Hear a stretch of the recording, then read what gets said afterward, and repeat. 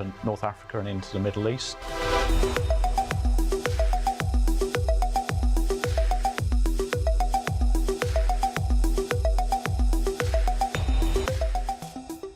We wanted to reach our customers, both the end users and the cable operators, which were spread all over the Poland. We came up with a very simple decision: go for EUTELSAT and HOTBIRD.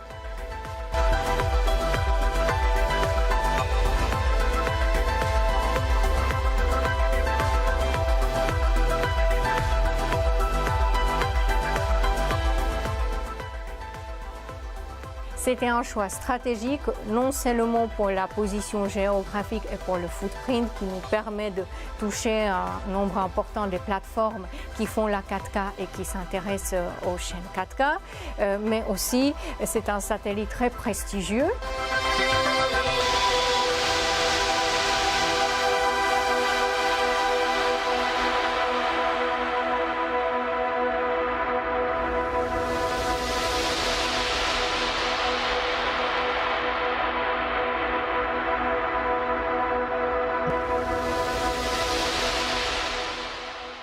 A real partnership is something like this, working together, trying to find out which are the challenges and helping side by side.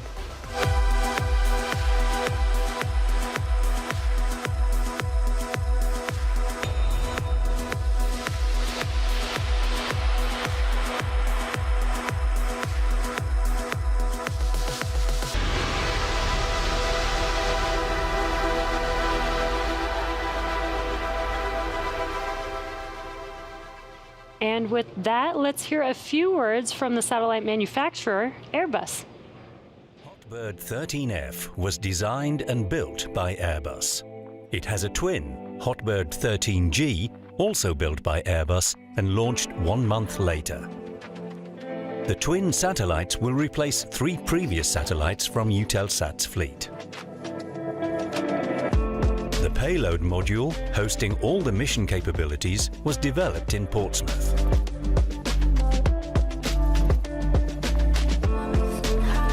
It was then sent to Toulouse to be mated with the service module.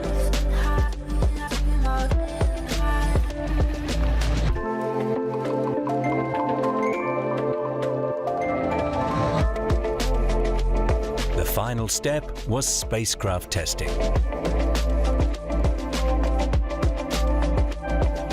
Before being loaded into a container and shipped to the launch pad.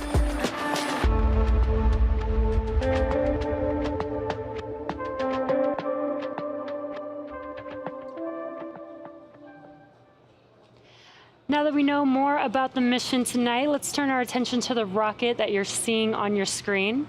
You're looking at a live view of our Falcon 9 rocket set to launch EUTELSAT's HOTBIRD 13G satellite from Space Launch Complex 40. Starting from the bottom of the rocket, we have our 9 M1D engines connected to the first stage. These 9 engines help accelerate the vehicle through the thickest parts of the Earth's atmosphere and into space. Our first stage, also referred to as the booster, is flying for the 7th time tonight, having previously launched CRS-22, Crew 3, Turksat 5B, fuel load complete. Crew 4, CRS-25, and 1 Starlink mission. Above the first stage is the second stage, which has a single Merlin vacuum, or what we call an MVAC engine, which ignites after the first stage separates.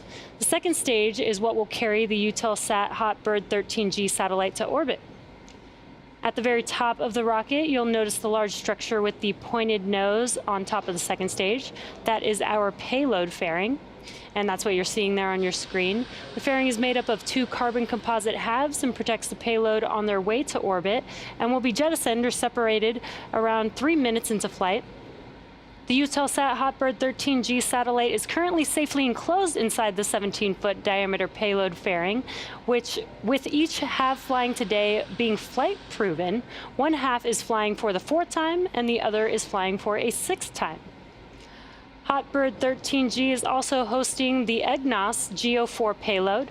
EGNOS is the European Geostationary Navigation Overlay Service that acts as an augmentation service to global positioning systems to improve reliability of positioning information. Now, with liftoff just about 5 minutes from now, we're currently waiting for the retraction of the transporter erector. Pressing tanks for retract. In preparation for the TE retraction, the TE clamps will open up first, and once they're fully open, then the TE can begin to pull away just slightly from the vehicle. At T0, ground hydraulic systems will pull the TE even further away from Falcon 9 as it lifts off. Now we are just about 10 to 15 seconds away from those clamp arms beginning to open. Drawback retract is starting. And there's that call out that it's actually beginning now.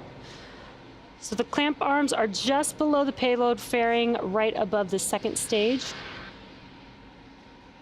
And there's a little better view. You can see those clamp arms opening up. Again, once that is fully open, the TE can begin to move away from the vehicle.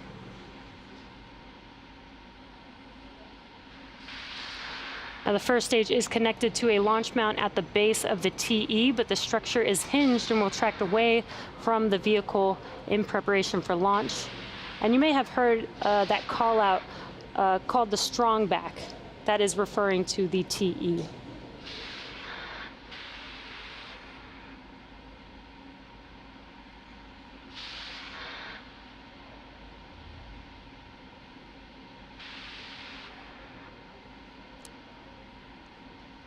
And it looks like the TE should be fully retracted at this point. So at this point in the countdown, both the first and second stages are nearly fully loaded with 1 million pounds of kerosene fuel and liquid oxygen. Both first stage and second stage should finish propellant loading about a minute apart from each other. Stage 1, LOX load complete. And great timing. Stage 1 liquid oxygen loading is now complete. Stage 2 should wrap up around the T-minus 2 minute mark. And you can see some white clouds there on your screen around the vehicle. That is the chilled gas above the liquid oxygen tank liquid surface that we vent overboard to maintain pressure inside of the tank as needed. And when that gas comes into contact with the humid, moist air, it condenses into clouds or water, which is similar to a cold glass of water with condensation forming around it. At T-minus 60 seconds, Falcon 9 will be in startup. That means that the rocket's autonomous internal flight computers have taken over the launch countdown. Just inside T-minus 2 seconds, we light the Merlin M1D engines for liftoff. And the HOTBIRD 13G satellite continues to be healthy, and the Falcon 9 team is tracking no issues on the vehicle. Weather is still looking good for T0, and the range is green for launch.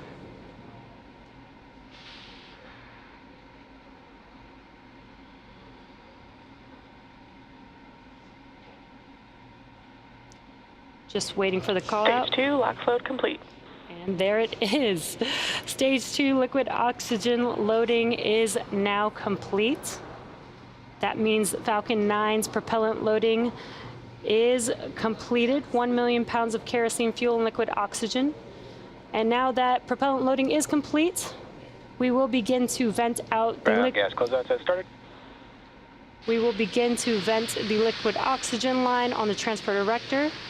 And there you can see even more of those white clouds. That's exactly what it is. We're venting out that liquid oxygen from that strong back there.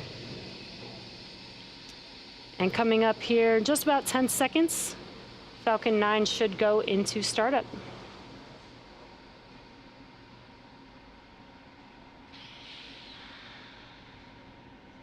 Falcon is in startup. Flight computers have now taken over the launch countdown. Now just waiting the final call from the launch director.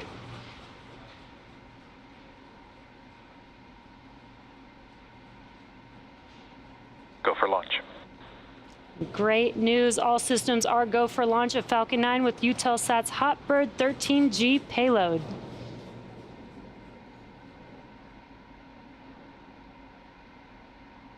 T-minus 30 seconds.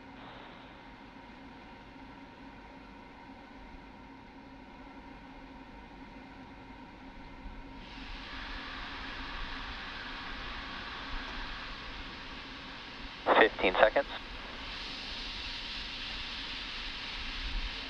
T-minus 10, 9, 8, 7, 6, 5, 4, 3, 2, 1.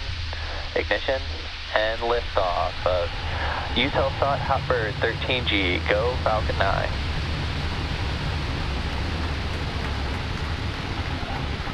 Nominal first stage chamber pressures. Vehicles pitching downrange.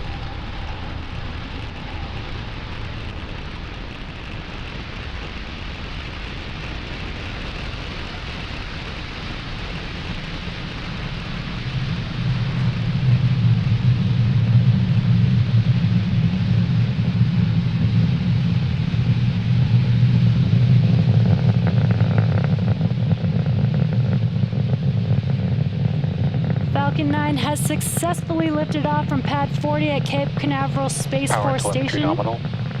carrying EUTELSAT HOTBIRd 13G satellite. Now, during ascent, the M1D engines will actually swivel and help steer Falcon 9, and this is known as gimbal. The rocket autonomously tilts the engines. Supersonic. The rocket autonomously tilts the engines just a few degrees, and this gimbaling allows the vehicle to perform a gravity turn, which is when we are going vertical but also going horizontal, and you can kind of see that on your screen there. Max Q. Great call out. We've just passed through max Q. That is the largest structural load that the vehicle sees on ascent. After we pass through max Q, we can now begin to throttle up the 9 M1D engines on stage 1. And in just about a minute, we'll have 3 events happening back to back. The first will be MECO, stage separation, and then SES-1, which is second stage engine start 1. Got some really cool views. MVAC is chilling in. Really cool views of those 9 M1D engines on the first stage. Now, MECO is main engine cutoff, and that's where all 9 of those engines will shut down, and that prepares the vehicle for stage separation. Then stage 1 can make its way back down to Earth, while stage 2 continues with SES-1, or second stage engine start 1. That's where we will ignite that MVAC engine on the second stage for the first time for this mission. Again, coming up here in just a few seconds, we will have MECO, stage separation, and SES-1.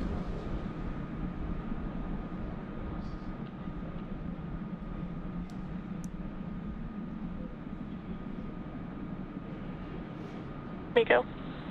Stage separation confirmed.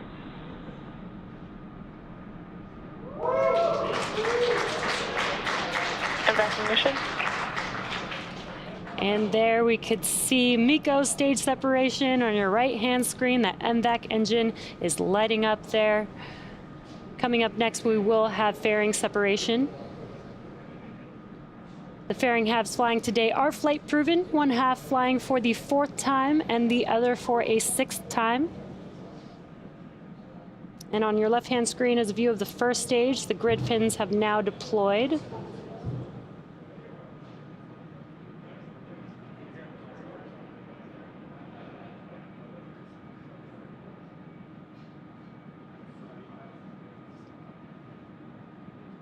Fairing separation confirmed. And there you can see on your right-hand screen the fairing halves being jettisoned. Now we will be attempting to retrieve these fairing halves again today once they fall back down to Earth using our recovery ship, Bob.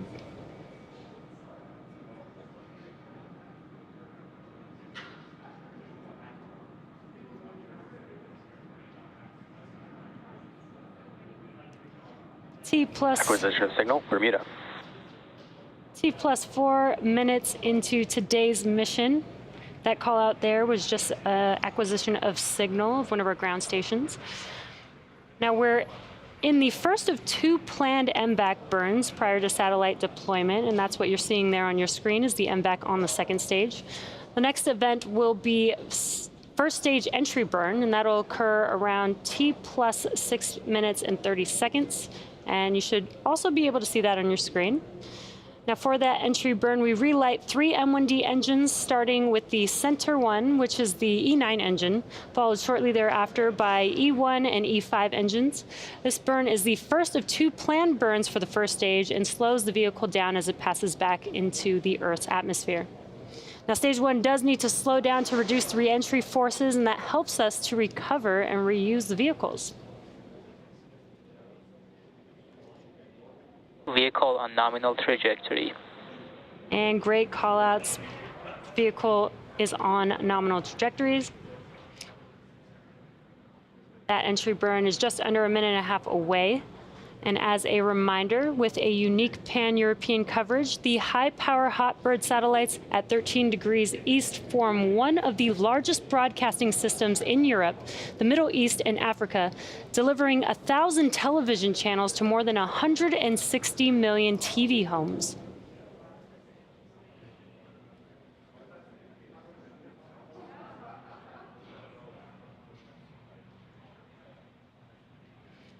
Now, during the re-entry burn, Falcon 9 is decelerating by firing its Merlin engines, but it's still moving very rapidly. This causes the vehicle to fly through the Merlin's exhaust gases, which is also called the rocket's plume.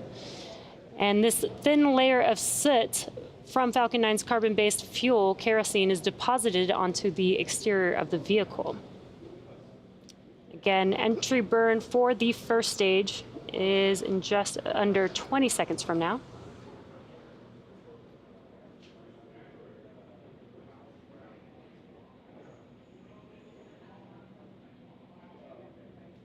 Stage 1 FTS has saved.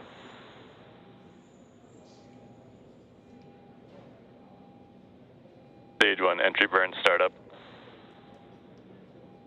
And as you can see, your left-hand screen light up there. Those 3 engines have ignited. This entry burn will last about 25 seconds long.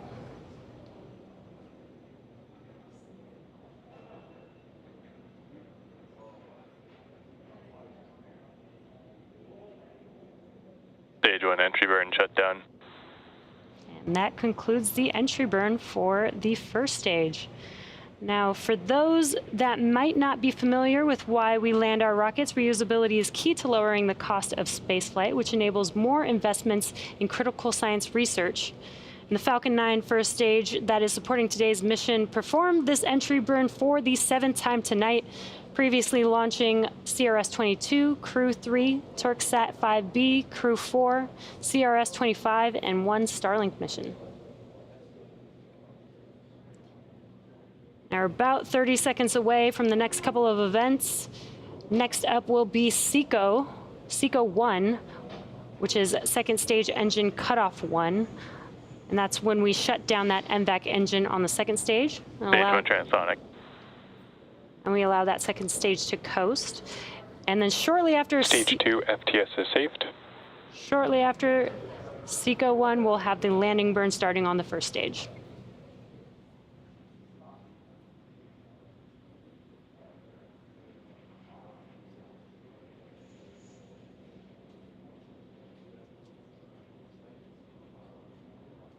Pico.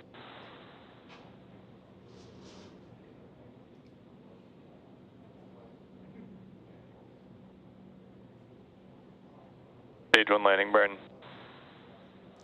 There we've had SECO and stage 1 landing burn has begun. Let's watch as Falcon 9 touches down on just read the instructions. Landing leg deploy.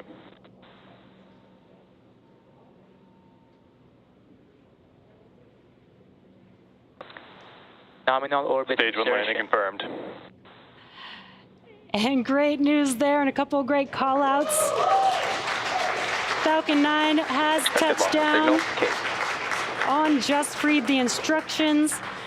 This landing marks SpaceX's 152nd recovery of an orbital class rocket, including first stage landings for Falcon 9 and Falcon Heavy. And we also heard SECO 1 and confirmation of good orbit. So now the mission isn't over just yet. The second stage is now embarking on its first coast phase.